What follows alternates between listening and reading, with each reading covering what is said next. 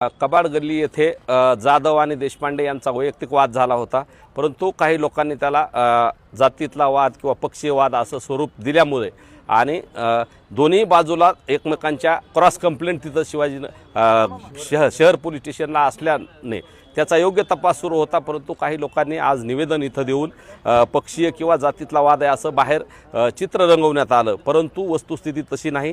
हा वैयक्तिक वाद आहे।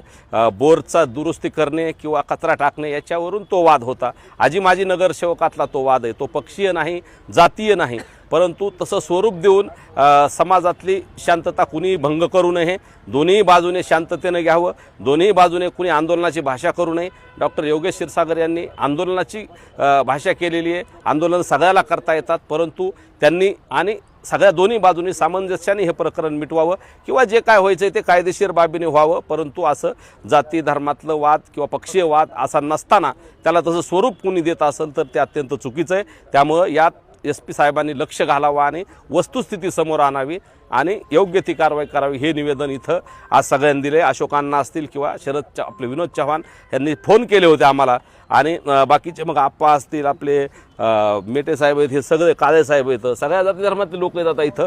सगळ्याची नावं घेणं संयुक्तिक होणार नाही, परंतु या सगळ्यांनी सांगितलं की कुठल्याही जाती धर्मातला हा वाद नाही, पक्षीय वाद नाही, तर तो वार्डातल्या समस्येच्या बाबतीतला वाद आहे। त्यामुळे वस्तुस्थिती समोर आणून दोन्ही बाजूला योग्य समज देऊन सामंजस्याने एकतर हा वाद मिटवावा किंवा कायदेशीर पद्धतीने हा वाद मिटवावा, यासाठीचं निवेदन आज इथं आम्ही सगळ्यांनी दिलेलं आहे।